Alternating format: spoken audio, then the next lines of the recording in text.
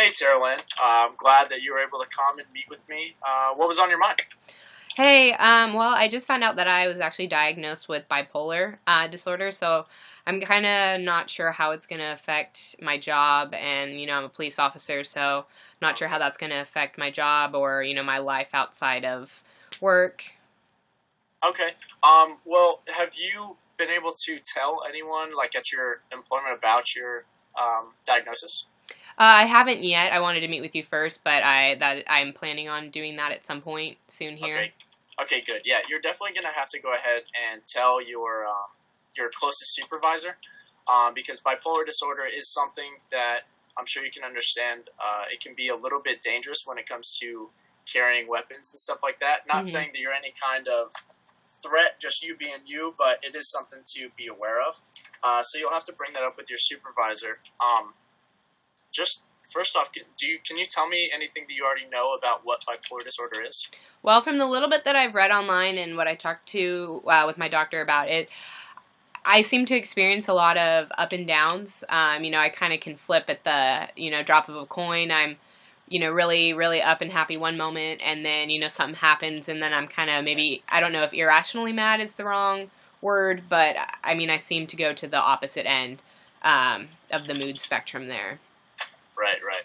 And I think the biggest thing with that, because you're pretty spot on with what bipolar disorder is, it involves a lot of ups and a lot of downs and not a whole lot of in-betweens. Some things known as triggers can tend to cause those upsets in your mood, those big mood changes.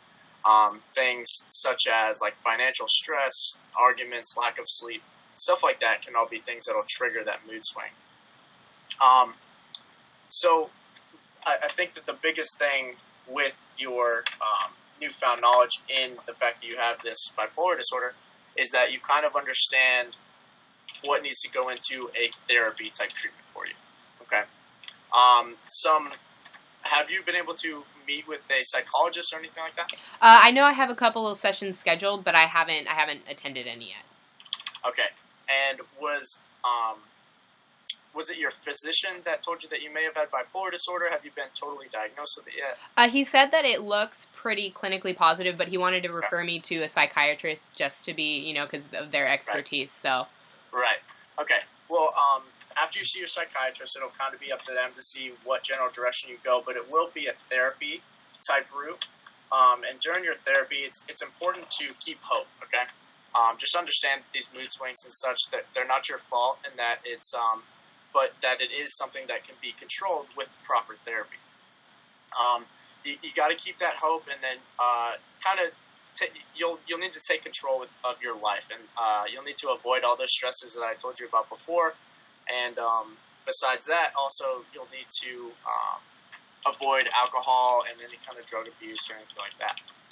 Um, Really important is to really make note of being patient with your family, being patient with your coworkers, and through the whole process with your job as being a police officer, and most importantly, being patient with yourself. So when it comes to your position as a police officer, until you get your a therapy routine that works for you, and that will happen at some point, you're going to have to take some kind of leave of absence, and your position or your employer is going to be totally fine with that. I can guarantee you.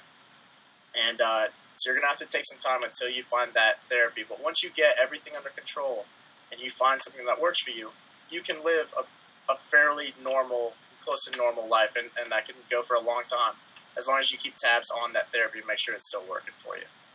Does that make sense? yes. Okay. Do you have any questions for me? Um, Not really. Maybe I don't know if you had maybe I don't know if recommendation is the right word, but for like an estimated time frame for me to maybe like get everything together, like find a system that works for me. Is there a typical time frame?